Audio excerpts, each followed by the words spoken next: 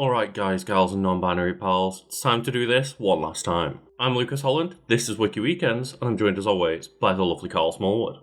Hello. And Karl, I don't want everyone to panic, it's not actually the last time. We're just doing the bit because today we're talking about Spider-Verse. Alright, let's do this one last time. You are so into Spider-Verse. This has been a long time coming. It has been, yeah, and I got that exciting moment the other day where you were like, oh, you know, I finally watched Spider-Man Across the Spider-Verse, maybe we could talk about it, and I was like, Karl, that's the second movie in the Spider-Verse franchise. We need to cover the first one. There's 2 videos we can make about this series, and potentially a third. Well, that's the thing is, like, that third video is being pushed back time and time again, because I remember originally, I think, like, the follow-up was meant to come out a year later, part 2 of Across the Spider-Verse, or I think it's now Beyond the Spider-Verse, and, like, then when I looked it up, before I watched Into the Spider-Verse, one website was saying 2027, and then I saw another source that was saying it's 2028, so we might be waiting a while. Yeah, the world's going to be on fire by then. Everyone's gonna die. That is what they always say. But there's always a little bit of time before everybody dies, and that's when I do my best work. Hopefully we will get to see Beyond the Spider-Verse at one point in our lives, but yeah, last night I did rewatch Spider-Man Into the Spider-Verse to just freshen myself up on what is one of my favourite movies ever. You're talking about it as if you don't like have it on permanent replay on the backs of your fucking eyelids. Honestly, it's one of those films where I again, watched it last night to be like, I'll just, you know, try and freshen my memory on what happened, and was like, oh, I know everything that's about to come up. Yeah. Into the Spider-Verse is like one of those movies that you just got to watch. Like, have you ever seen those like pictures online of like, oh, I was watching a movie and my dad walked through the room and he's been stanced up like this for 40 minutes? Yeah. It's one of those movies that if I was walking through a room and someone was watching it, I'd stand there and watch the entire thing. Yes, it is just so visually eye-catching, and it's a shame because I remember when Spider-Man Into the Spider-Verse came to cinemas, like, you know, how many people were championing it and saying this is one of the greatest looking films of all time, and it's a Spider-Man film at what is pretty much peak, you know, Marvel moments in cinema. In comparison to the MCU movies, it didn't do well. It did very well. It got like nearly $400 million at the box office or something. So it did do very well. But it wasn't like one of the guaranteed Marvel MCU billion-dollar hits in 2018, right? Yeah, like for context, like Spider-Man 2 made like 800 million like 25 years ago. It didn't do great for a Spider-Man movie. It did very well for a movie. It did very well for an animated movie. Yes, yeah. Yeah, I was just one of those people, like, screaming from the rooftops, like, go and watch Spider-Verse, this is the best looking film I've ever seen. You were Spider-Man Into the Spider-Verse's first and most loyal soldier. You were on them front lines for like a year straight. You're the one who convinced me to watch it, because I heard about it, heard it was good, and then Joker's films are in cinemas for like 3 weeks now before they disappear. I was like, oh, okay, I guess I'll watch it if I get to. And you're like, fucking watch it! This and Across the Spider-Verse are movies that I will be annoying about. Pretty much when it came out, I was like, this is the greatest thing visually that I have ever feasted my eyes upon. Mm-hmm. And then you watch Across the Spider-Verse and go, oh my god, how does it look so much better? And the first like 5 minutes where Spot's introduced, and instantly like, oh shit. They've already stepped it up. Just the way his powers work and they're realised on screen is one of the most incredible things I've seen. It's so visually distinct and interesting, and everything is so fluid. Even before they introduce Spot, the first fight in the movie is against, like, the papercraft-style vulture. Oh, yeah, of course. And it's in my head, like, the film started at Spot, and I'm like, no, it was the entire Renaissance guy, which randomly cuts to like just these immaculate fucking Renaissance style drawings. It's like, holy shit. Yeah. The fact that they not only animated that, but made it work in like this incredible 3D fight between like multiple Spider-Men attacking the Vulture up this tower, like, goddamn. And at no point did I ever not know what was going on. That's the most impressive thing for me. Because I think anyone who's watching this movie has watched both. They know about the scene in Across the Spider-Verse with like 500 Spider-Men. And how do they make a scene with 500 Spider-Men easy to follow. But Carl, Spider-Man Into the Spider-Verse is a 2018 American animated superhero film based on Marvel Comics featuring the character Miles Morales / Spider-Man. And obviously that's a great distinction to immediately make this different from any other Spider-Man film that we've watched, because this is the Miles movie, it's not the Peter Parker movie. Even though Peter Parker is in it twice. It's great though, because the initial Peter Parker intro is it's the Chris Pine version of Peter Parker. Peter A. Parker, right? Peter A. Parker, essentially, yes. And they just are like, hey, here's 30 seconds of flipping through comic books of like, all right, you already know Peter Parker, let's do this once again. Just, yeah, Uncle Ben got killed, blah, blah, blah. So I'm Spider-Man, you're a Spider-Man fan, you know this story, but we have to tell it. Here's it told in 30 seconds in a visually distinct way. Yeah. And then when Peter B. Parker comes in, it's the exact same thing. And they tell you the same story that you've already seen multiple times before, including in the movie you're watching, and they still make it interesting. Yeah, because, you know, it tells you, here's the same character, but here's what makes his story different. And all I think when I watch Into the Spider-Verse is, I'm so fucking sick of seeing Batman's parents get shot in an alleyway. If it was a new Batman movie begins, like the Batman, right? The Batman starts with just 30 seconds of flipping through comic books of like, yeah, parents got shot, trained in the mountains, got a bat suit, now I'm Batman, cool. Do you know what show could do that? Batman Brave and the Bold. Batman Brave and the Bold probably actually did do that. Yeah, we're not overly familiar with Brave and the Bold, other than just like its existence, right? We haven't really. And the fact it's good, yeah. I've watched like a few episodes, but I would guess that if any piece of Batman media covered his origin story, not in a flippant way, but in a way that is visually distinct and actually acknowledges that the audience is probably already aware of what it is. Yeah, and I love the fact that each different character, there's 6 different Spider-Man or 7 different Spider-Man technically in this film. And each one of them gets that comic book flip through like introduction, because they're all kind of Spider-Men or Spider-Women, and they all have basically the same origin. So just flip through quickly. Here's what's different about mine, like with Spider-Woman / Spider-Gwen / Ghost Spider. It's like, oh hey, so I'm basically the same story as Peter Parker, but I ended up killing my best friend rather than having my uncle die. My name is Gwen Stacy. I was bitten by a radioactive spider. And for the last 2 years, I've been the one and only Spider-Woman. You guys know the rest. It's a really fun way to do it, because you do get that range of different Spider-Men in terms of like how experienced they are, right? Because you've got Miles, who's the rookie who's just got his powers. But then you got Spider-Gwen, who's been around for a couple of years. You've got the Peter A. Parker, who you see for a few minutes at the very beginning of the movie, and they're like 26, I think it said they were when they died, or 27. So they've been doing it for maybe around 10 years or so. But then you've got Peter B. Parker, who's probably another 10 years on from that, and is just like, his life has fallen apart, and he's kind of like approaching a midlife crisis. But he's still Spider-Man. That's the thing, yeah. And I think he's the truest Spider-Man.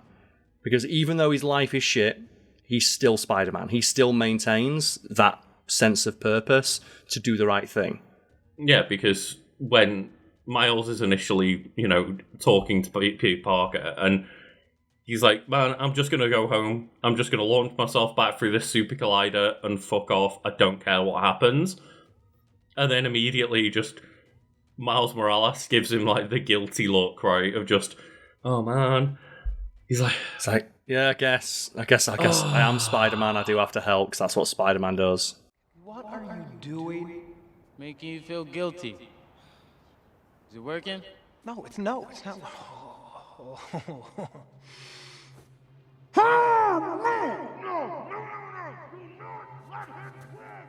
I'm going to tell you that I don't care, but fuck, I'm Spider-Man, I do care. I kind of have to care, yeah. Spider-Man always helps. That's his thing. It doesn't matter how shit my life is, I always help. Mm-hmm. Peter B. Parker is voiced by Jake Johnson, and then Miles Morales is voiced by Shamik Moore. Then I'll just go through a bunch of others as well, because there's a lot of people. You got Haley Steinfeld, Mahershala Ali, Brian Tyree Henry, Lily Tomlin, Luna Lauren Velez, John Mulaney, Kimiko Glenn, Nicolas Cage, and Liev Schreiber, and more. Yeah, and then across the Spider-Verse, they've got everybody. Yeah. Everybody who's ever been a Spider-Man is in there. Yeah, because that's another one. Catherine Hahn is Doc Ock as well. I didn't mention her. My friends actually call me Liv. My enemies call me Doc Ock. I didn't clock that until you said it, and the moment you do it, I instantly, that's Catherine Hahn. Yeah. How did I never realise it's Catherine Hahn? It's so perfect. Yeah, they're all so good in this movie. Every line is delivered flawlessly. I didn't know until I was looking it up earlier, where I just didn't clock that Liev Schreiber was Kingpin. But yeah, he's a great Kingpin. He's a scary Kingpin. Just fucking murks Spider-Man's second one. It's like, bury the body. I don't care. Throw it away. It's funny because, obviously they're trying to go through different dimensions and find things, and Kingpin apparently found the fourth dimension because he's that fucking wide. Like, there's never been a man wider. He's got access to new levels of wideness. My favourite thing is, like, I think there's the screenshot someone docs of, like, I watched Into the Spider-Verse in IMAX and I wasn't ready, and they edit the Kingpin to be the entire screen. He's so wide. It's so good. Normally, a lot of the time when you're watching, for example, Daredevil, and you're watching the Kingpin in stuff like the MCU Daredevil show and that, and you're, yeah, okay, he's pretty scary, but how is this guy a Spider-Man level threat? And then you just see the man that's built like a skyscraper. Like, the funniest thing is when they show you, like, the family portrait in his house. And he's just enveloping his wife and child. I don't know how much you'd seen about the movie. Was it surprising to you when Peter Parker gets killed? Oh, absolutely, yeah. And then, like, obviously Peter B. Parker turns up. Because I did notice when he says, I'm Peter A. Parker, right? That's not Peter Parker's name. Mm-hmm. But I know it's like, I know there was, like, Spider-Verse shenanigans. So I thought, oh, is the other Peter Parker going to turn out to be the real Spider-Man? Yeah. Although I do like the bit where him and Miles, something that clocks on like a review, is when Miles and Peter first meet, and he has like the spider sense moment. The colour of Miles' spider sense changes from green and purple, the Prowler's colours, to blue and red, Spider-Man's colours. And that's like the moment that changed his destiny. That's the moment, like, otherwise if he'd not done that, he'd have gone with his uncle Aaron, right? Yeah, which, something that we're hopefully looking forward to seeing in Beyond the Spider-Verse, which apparently, according to this wiki page, is scheduled for release on June 25th, 2027. No, it's scheduled for release on the day that Lucas just suddenly is uncontactable. Right? The day that I sign in to record, and it's just like the wind cut out where you used to be as you just immediately left the house. And one thing that I probably have noticed in the past, but just probably forgotten that I've noticed, is when you go to Uncle Aaron's at one point, they do have on the television the scene from Community where Donald Glover's getting out of bed in the Spider-Man outfit. Of course they do. There's so many references like that, right? There's so many that like they're impossible to spot on a first watch, which is why the film is so eminently rewatchable. And that's like an allusion to that scene in Community, which kind of helped give some people the idea of Miles Morales, right? Yeah. Of just, wait, Donald Glover looks sick in a Spider-Man outfit. Why don't we do that? There's stuff in there that's literally one frame. Yeah. There was a moment in like the second one where like when Miles gets electrocuted, one of the frames is him wearing this makeshift Spider-Man outfit from the first movie. One frame. Just one frame that you subconsciously pick up on but wouldn't notice. I'll be able to point out on a first watch.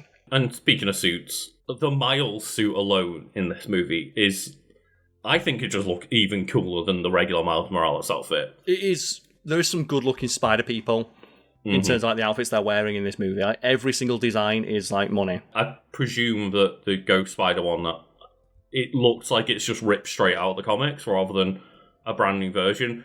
I think that's peak Spider-Man design, personally. They're all fantastic. One...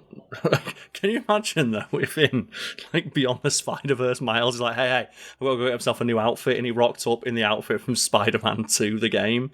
Do you know, right at the end of the game, he rocks up like, I made something myself, and it's the shittest he's ever looked. It's time for a Miles Morales original, you know? One of one. It looks good. It's wild to me, the roller coaster ride that is the Spider-Man 2 outfits, where just Some of them are incredible, and then others are like real garbage tier Spider-Man outfits. The fact you have to wear it for the entire final bit of the the first thing I did when Miles rocked up is that I'm taking that shit off. It's Miles, that's not the one. It's and not they the made one. me keep it on for the final fight. I'm like, fuck, every scene looks terrible. When you accidentally roll up with the customized character with the wrong outfit on, just no, please. Just let the characters have a different haircut. I remember in kind of older Destiny, before they added transmogrification in, just so many people had their cutscene outfits or their social area outfit, like just your casuals that look good, and then your actual armor that's got the good stats on. And sometimes you'd activate a cutscene with like you just ugly ass armor. Oh, it's like Baldur's Gate had to introduce like a quick patch of like, yeah, you don't have to wear your helmets in cutscenes anymore because some of the helmets that give you good stats just look fucking stupid. It's a very good movie, and obviously, you know, it's one of those of it tells a very different story with the Spider-Verse stuff, but in terms of a Spider-Man movie where just, okay, at the end of the day, they're going to stop the Kingpin and solve the problem. It's relatively predictable in that sense, but it's, you know, the way that they get there that's surprising. And I do appreciate the fact that almost every scene in the movie is near on a comedy as well as a drama. Yeah, like they balance, like a criticism the MCU has is that they never let any like dramatic moments sit. They have to put in the stupid quip. Mm-hmm. They somehow get away with that in Into the Spider-Verse because they do let those dramatic moments sit. They do, yeah. But like just the comedy is blended in so effortlessly. It doesn't feel forced. It doesn't feel like a writer said at some point, okay, now we need to put a joke in. And so much more of it can rely on jokes in animation and physical comedy because it can just be so over the top and ridiculous. Thinking of like the fantastic moment where just Miles ends up attaching them to the train and they just start flying through New York City getting dragged along by the train, right? Looks like a child dressed like Spider-Man dragging a homeless corpse behind a train. Yeah, or just when they're stealing the computer, of just them walking through things like, you know, look casual. And when it's like, hey, those guys try to steal something. Act super normal. Spider-Man? You know, that's funny. I get that a lot. Hey. But if you go freeze frame that, you'll notice one of the people doesn't sit up. They just they stay lying down. Of just whatever, just another day at Alchemix, right? Another benefit of being animation is that things can just be moved so quickly. Let's say that shot where it's like, hey, they stole a bagel and everyone stands up in 1 second and has a gun out. You couldn't do that in live action. Even the bits where like you probably could get away with figuring it out in live action, but it would be a lot more difficult and probably wouldn't look as good. Where like Miles, again, just that scene where they're getting dragged along by the train, where like he's like got Spider-Man's face accidentally like pressed into the ground, like dragging along the pavement as he's just like, oh shit, I hope I didn't kill him. Just like, oh. There's an elasticity to characters' animation that you can't really replicate in live action. It's one of those where it's a movie that actually leans into the medium and does things that no other medium could get away with, right? I think of the end scene where just there's that ball of dimensions coming together and buildings coming in and out, and just you look at a similar kind of visual in maybe Doctor Strange, right? Where they're doing weird stuff with the city and making it fold in on itself and things. Always falling through the dimensions, right? And you get the different art styles. Yeah, but I don't think that they would either be able to make it look as convincing or have as long a scene as they do, where it's like a near 10-minute action scene as the end of the movie, where just they're fighting like Doc Ock and then Kingpin and all the other enemies as well, just on this entirely moving ball of dimension popping madness. And it still looks good. I don't think you could do that in live action. No. Because you potentially could, but it'd be too messy. I think we've memed on it a lot.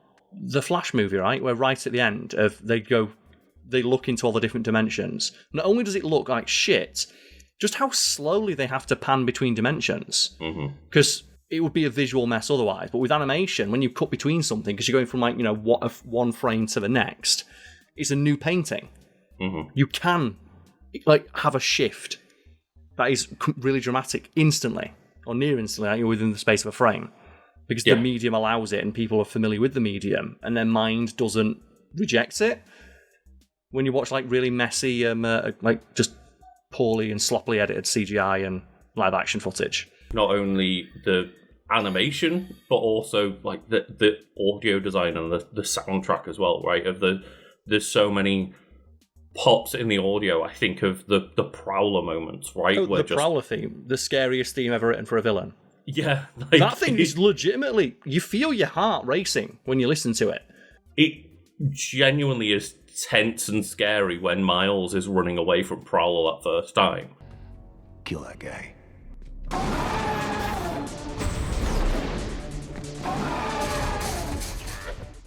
Yeah, you get that. I'm not sure what the specific way to describe the noise with that the wow when the Prowler appears, and he appears so fast. He's so fast because that's what you could do with animation, right? He appears. He's like a super speedy Batman type character, and imagine a Batman film where Batman moved like that. Yeah, the howling. When Miguel O'Hara is chasing Spider-Man, and he just fucking claws his way towards him 100, what appears to be 100 miles an hour. Well, I did actually, just to kind of compare how the visuals of both movies look, I went and watched that intro fight against the Vulture in Across the Spider-Verse immediately after. And one really neat detail is that Miguel O'Hara is introduced with a cape, and he appears as a silhouette, and it shows the claws pop out as the Prowler howl plays, and then the cape is in the silhouette and everything. And I was like, oh shit. Because I'd watched them years apart, I never noticed that, they just introduced Miguel O'Hara as, for that brief couple of seconds, it's the Prowler. With the same visual flourish they gave to the previous film's villain, or one of the villains.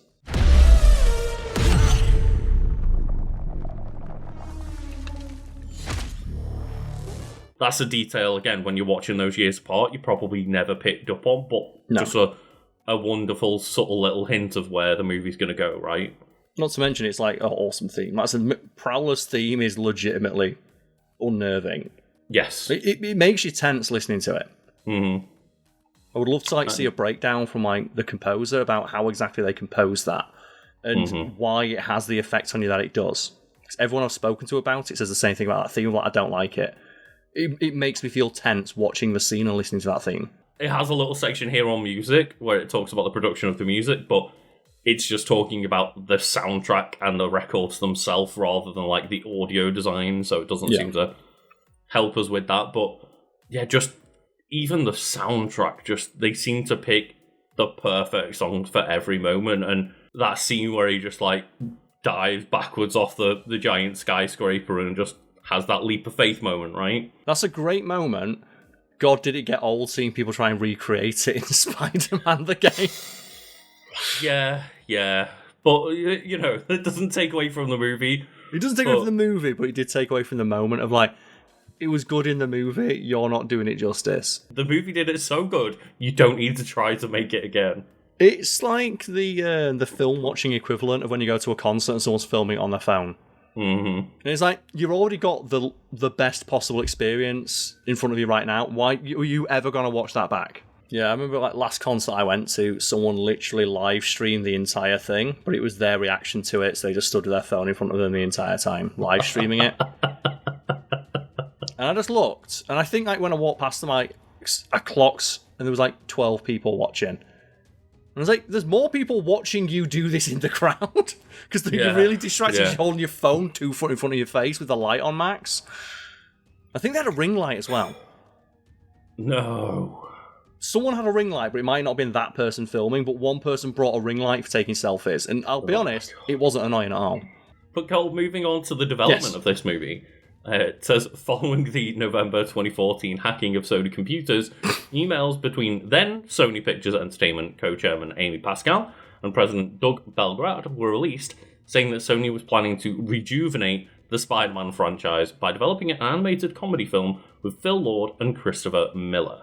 I was aware of them being involved with the Lego movie, but then it also mentions that they were directors of Cloudy with a Chance of Meatballs. And Yeah, they've got a really strong filmography, and it's 21 Jump Street as well.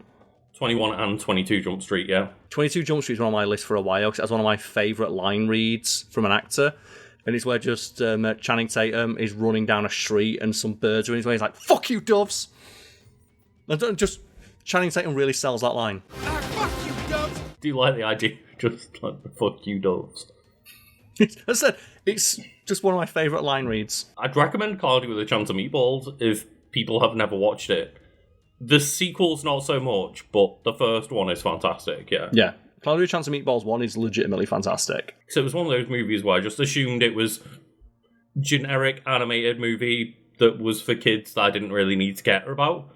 And then I remember just having it on in, like, the background once during, like, a Netflix session or something. It was like, hang on, this is actually a really good movie. Like, I was surprised. Not to mention as well, it just has some really solid jokes.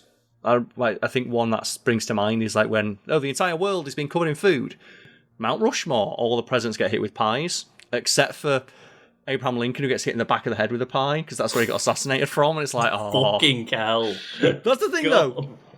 When I saw that, I was like, oh, I know why they did that. That's a blinking you'd miss it joke. That's a little bit risque. I think that just speaks to comedy chops, really, because, you know, those movies that are listed there, just the Lego movie and the Jump Street movies are all really funny as well. And like the Jump Street movies are legitimately some of the best comedies filmed in the last, 10 years. Yeah. And, like, as we mentioned, there are quite a few genuinely, heartfelt, dramatic scenes within Into the Spider-Verse, but when it hasn't got that kind of vibe going on, the comedy in this movie, as I mentioned, is just it's fantastic, and there's rarely a moment when I'm meant to be smiling that I'm not, even on a 15th rewatch of the film. Just it's a visual masterpiece. I legitimately mean that. I'm not saying it to be sarky or anything. Truly, every frame is a painting in that movie. It is, and also just it relies so much on the kind of performances and chemistry between the characters. I think one of the most heart-wrenching out of maybe any Spider-Man movie that we've gotten is just the scene where Jefferson Davis turns up after Uncle Aaron dies and tries to speak to Miles, but he's trapped behind the door and been webbed up by all the Spider-Men. Mm-hmm. And Miles has just got to sit there and listen to Jefferson Davis go "It's okay, Miles, I love you. I guess you just don't want to talk to me right now." As Miles is just completely helpless and wants to just speak to his father. I love you. You don't have to say it back, though.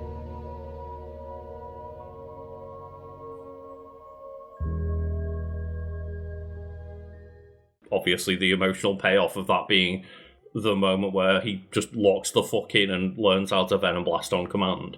It's terrifying, the idea of getting Spider-Man just a super. It is crazy that when they were thinking of Miles Morales, what do we do to differentiate this Spider-Man? Give him all the Spider-Man powers. Okay. Give him a cool black suit, because everyone loves the Venom suit. Okay, cool. Make him invisible. And give him lightning power. Hang on. And it is weird, because the powers of Spider-Man are fairly simple to explain. Hey, Spider-Man just has the powers and abilities of a proportionate size spider. Mm-hmm. And if you think it's something a spider can do, Spider-Man can do it. It's literally his song, right? Spider-Man does whatever a spider can. I've never seen a spider spread all 8 of its legs out and just send out a fucking power wave. I've seen them turn invisible, or I felt like they've turned invisible. When I spot one in the corner of my room, turn around, it's gone. I mean, maybe that is kind of an allusion to how sneaky spiders are, right? That feeling that spiders can almost become invisible and just disappear the moment you figure out where they are. But have you ever seen a spider go into the middle of the room and just go, "But do a Mega Venom Blast"? Where'd that come from? Let us know in the comments if you have been Venom blasted by a spider. I get the feeling at some point they were going to give Miles the ability to secrete venom or something like that, but no, that's stupid. There's already a character called Venom, it's confusing. We still want to call it Venom, but make it something different. Electricity powers. it is very confusing that there's a character called Venom who's associated with Spider-Man, and they give him Venom Blast powers, but it's actually just electric shocks. The idea of making Spider-Man invisible, just invisible, is terrifying, because Spider-Man, when he's locked in, is nearly unstoppable with just like the strength and spider abilities that he's got with, like, if his spidey sense is actually working, almost nothing can touch him. Yeah, he's unstoppable, right? That's what you get in the Tom Holland one, right? Where here's like 40 drones with machine guns shooting at him at the same time in a crisscross pattern, and he dodges every single one. How many people do they need in the Sinister team to take down Invisible Spider-Man? Well, if I was like that version of Spider-Man, I'd let them all like dogpile me and then do the Venom Blast. Because like you literally can't touch that Spider-Man, because if you ever do, he'll just electrocute you. Mm-hmm. Because obviously we get a relatively depowered Miles throughout most of this movie, but at the end it's like, what do you do? And obviously Kingpin's answer is punch him real hard. Yeah. But even that doesn't work in the end. Hey. I do love the way that, like, Doc Ock goes out in this. We're just... Doc Ock starts approaching, and out of nowhere, just a giant truck just flies past and takes her out. Buckle up, guys. This is gonna take a while. Yeah, you ain't got spider sense. Didn't see that one come in. That's what makes Spider-Man so busted OP. Spider sense is the most busted thing. Mm-hmm. It's actually unstoppable. So back to development here, Carl. Lord and Miller agreed to make the Spider-Man movie under the condition that they could adapt Dan Slott's 2014 Spider-Verse comic book storyline and have Miles Morales star as the protagonist. And I think that's a good shout, especially with the idea that they are wanting to rejuvenate Spider-Man as a franchise, right? Stop making it all about Peter Parker. There's a relatively new, interesting Spider-Man comic book storyline that we'd like to do, and also Miles Morales is cool, and we can introduce a brand new cool Spider-Man to a bunch of people, an entire new generation of fans. Yeah. And for me personally, I'd heard about Miles Morales, I'd heard about Ultimate Spider-Man, but this was my real introduction to Miles. I don't know about yourself. Yeah, I was familiar with the character, but just not read the comics starring them. Doesn't really need to matter as well when you're doing like a separate Spider-Verse thing. You don't need to worry about, oh, well, X and Y continuity call, the worrying about the MCU version out and all that jazz, right? Just make it its own thing and just worry about making this the best, coolest Spider-Man film that you can. Yeah, I feel like the intro to the film, and then it's like, you know the story already, we're not going to bother telling it. It feels like a deliberate swipe at that, right? Yeah. You don't need to tell this origin story again. Because at the point where this has come out, we have had 3 separate Spider-Man, at least origin films, within the past less than 20 years, right? Yeah. So we don't need to do it again. It's weird because that was acknowledged in like The Amazing Spider-Man, where they knew that they weren't going to top the with great power comes great responsibility. So they just didn't have Uncle Ben say that, and instead just waffle for 30 seconds. You're a lot like your father. You really are, Peter, and that's a good thing. But your father lived by a philosophy, a principle, really. He believed that if you could do good things for other people, you had a moral obligation to do those things. That's what's at stake here. Not choice, responsibility. If you're not comfortable putting that scene in because you know the audience already remembers it, why bother putting it in? Yeah, I'm so glad that No Way Home had the balls to just finally say it, right? Whereas even in, I think it's Civil War, where Tony Stark recruits Spider-Man, and they do a better job than The Amazing Spider-Man did of just, look, if you've got the power to do something and you do nothing, who am I as a person kind of vibe. Yeah. And Tony's there like, getting sweat on. So, look, I only sold nukes to people for like 30 years. Calm down. It's like, get over it. That Uncle Ben scene, I'll try and put the clip in. I think last time I tried to put the full thing in, it just got copyright struck because, again, it's not one line. He waffles on and on and on, and they just never found a way to do it. Yeah, because they didn't want to say with great power comes great responsibility, but realised that's a really succinct way of summing up why Spider-Man feels the way that he does. Well, fuck it, just get someone to write a worse version of it. Why would you bother? Yeah. Why would you make it worse and put it in the film? Just say it. I do really enjoy that in this version, just you get that moment where Miles tries to say, with great power comes great responsibility to Peter B. Parker. He's like, no, you don't, no. Don't use that shit on me. I've had enough. I got a lot going on in my dimension, like a lot. With great power comes Don't great... you dare finish that sentence. Don't do it. I'm sick of it. And Carl and all the lovely folks at home watching this, I have got a question. Tell me, go on, lay it on me. In this movie, specifically in Into the Spider-Verse, which one of the Spider-Man is your favourite? I think it has to be Penny Parker. The design's cool. I do like her anime-style intro with the theme song and everything. I also like... It basically confirms, like, you don't really need all that much to be a spider person. Like, you can not even have spider powers. You can just have, like, a spider-themed mech suit. As long as you care and want to save people, you are Spider-Man. Or a spider person. Yeah. I do love the design. I know that in the comic books, the original version is basically just the Evangelion rip-off mech, right? Oh, yeah. But I like that it's round in this. It looks friendly when it's round.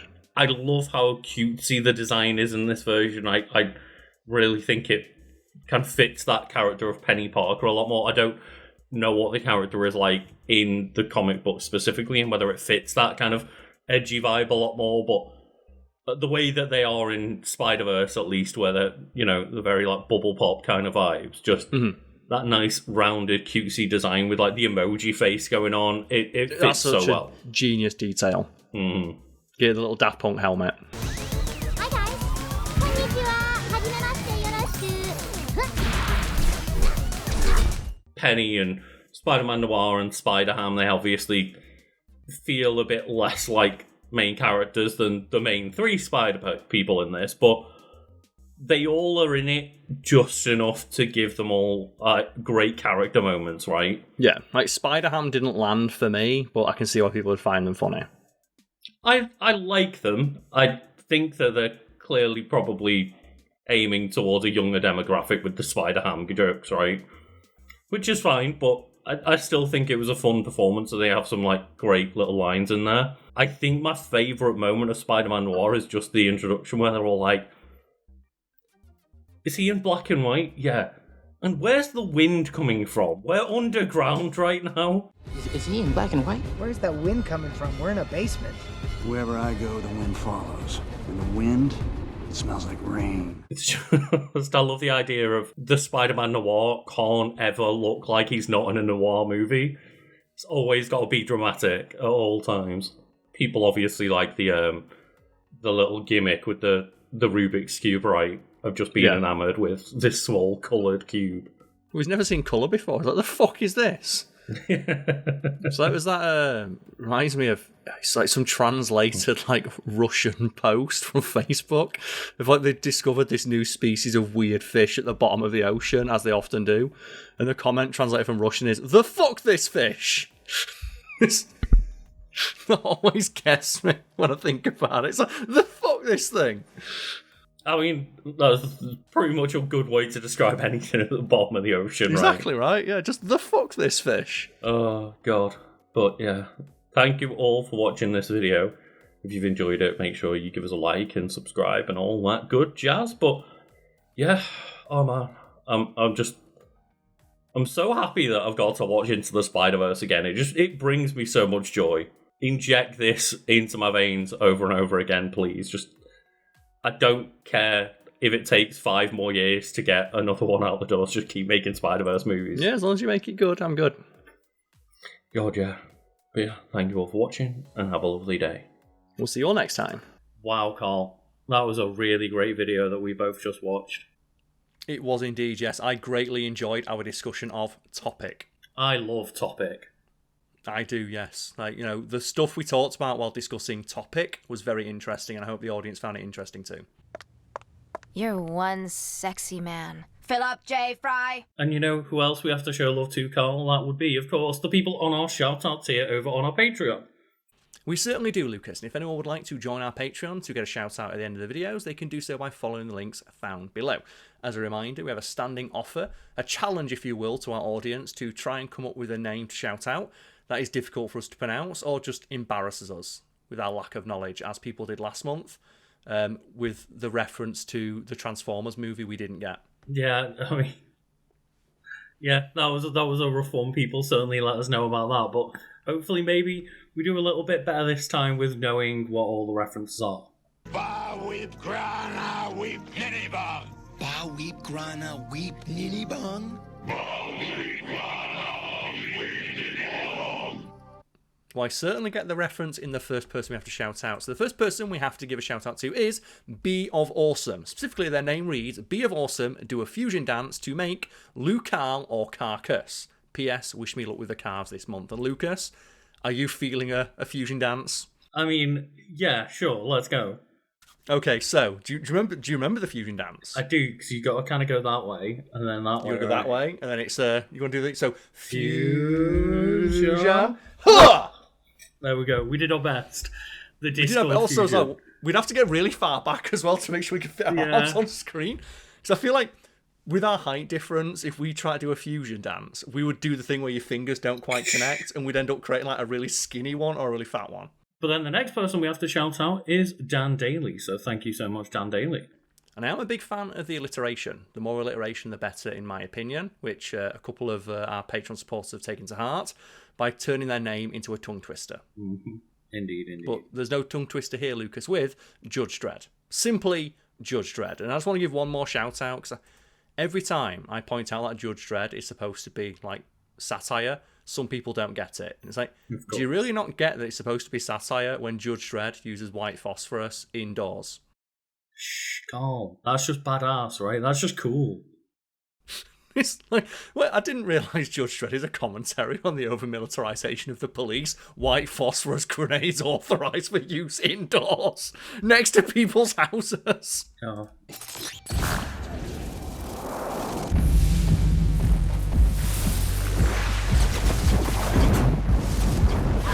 That would lead to Carl. People kicking the bucket. It would indeed. That's how we thank the next person who supports us. Kicking bucket with a little bucket emoji afterwards. I love us like, again, at some point, we're going to get people to submit in hieroglyphics. We have to, yeah. Like, people are going to be submitting hieroglyphics or just like, Sanskrit. Or just like, okay, I translated the sound that an owl made. There you go, done. Like, figure that out. What happens when you put Windings into Patreon names, right? Oh god, I don't want to find out. I don't want to find out what happens when you try and get Microsoft Sam to say Windings. Put out an APB on a Eustace R. Dewo. Better start with Greektown. Right. And the next person we have to shout out is Lucille DeSteele. And thank you to Lucille DeSteele for letting me put in more clips of one of my favourite films, Real Steel. Please do something! Not yet! That's right, Charlie, not yet! I don't care how limp the excuse is. If there's an opportunity to put a clip of Real Steel into a video, I'm putting a clip of Real Steel into that video. Specifically my favourite clip, where right at the end of the film, Hugh Jackman, who's in control of the robot, just go with it, he's fighting like an 85-ton mega super billion-dollar robot, and he just goes... he just gives him like, I'm not fucking done, I didn't hear no bell. I gotta tell you folks, the champ looks tired. This robot seems to be running on empty. I don't believe it. Adam is taunting Zeus. Mr. Turbo. He's actually asking for more. And Carl, if we're going to use this as an excuse to throw in some like fun clips from comfort movies, then I have to thank Michael Tatum for supporting us, so I can throw in a clip of one of my favourite mics, and that is Mike Wazowski from Monsters Inc.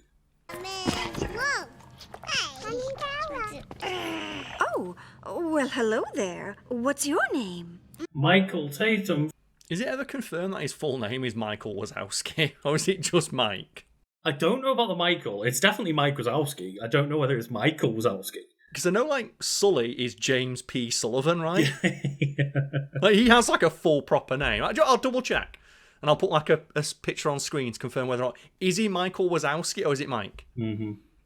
It's like you, right? When I found out your name isn't Lucas. Shush, that doesn't need to go in. It's fine. The thing is, that's law. That's deep law. So, wait, what? Lucas's name isn't Lucas? What the fuck is it? Shh. Cut the clip. Shh. Don't tell people his secret real name. So we move on now to, speaking of secret real name, Roslindus Memphis. And I did try last time we shouted out Rosalinda's Memphis, who is a returning supporter. Thank you very much. A clip from the song Walking in Memphis, because I like that song and it's the only song I could think of with the word Memphis in it. I put in 1 second of that piano intro, instantly copyright struck.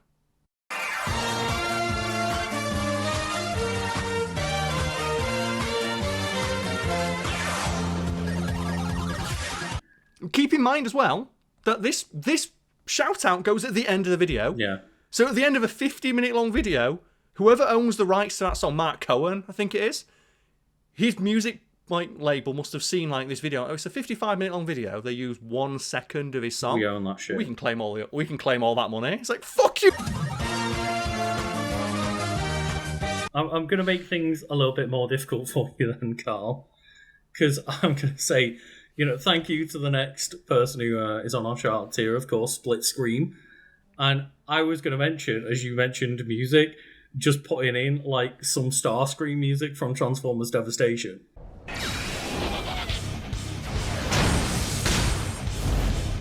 Prepare to be lost in space, Autobot! Oh, you can get away with that. Video game music you always get away with. Oh, okay. So I'll definitely put the clip in of Starscream's theme song from Transformers Devastation. That game whips ass. And you know what? Whoever wrote that song won't send us a copyright strike because they want it to be shared. They know how rad it is. You know what, Carl? You put that clip of Starscream's theme in. It's awesome. More people need to hear it. Hopefully a Transformers clip will make up for our devastating Transformers miss last month.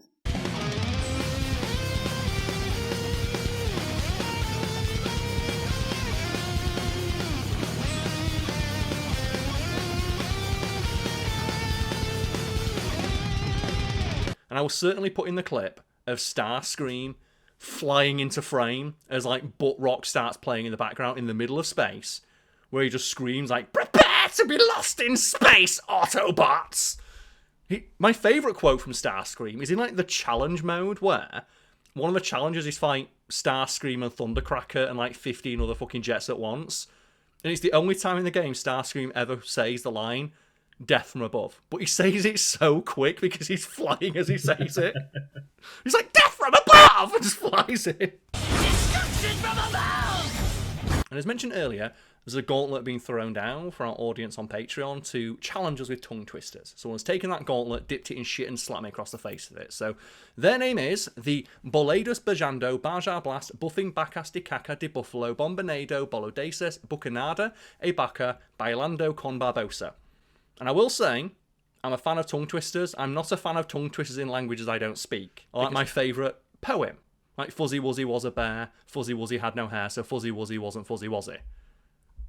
And in that cut... So I'm good at tongue twisters, just not ones in languages I don't speak. I was giggling because Carl has clearly cut him fumbling a tongue twister out.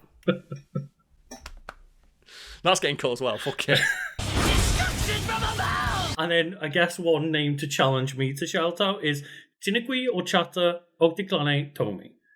And you always correct me on this one. It's a Nahuatl, the language, yes? Nahuatl, I believe, yes. Getting there. Mexicano, I believe. I'm getting there. We don't speak the language, so we appreciate people trying to challenge us on our pronunciation, but for a tongue twister, give me a tongue twister in English. And speaking of little, the final person we have to shout out is ghost emoji, little ghost emoji, ghost emoji. And Lucas, who's your favourite little ghost? Is it Casper? It's got to be Casper. I mean, the moment you said little ghost, the first thing that came to my brain was Casper. So if not my favourite, it's at least word association, right? Yeah, Casper, the friendly little ghost. Should we do a video about Casper at some point? I'd like to rewatch that movie to see if it's held up.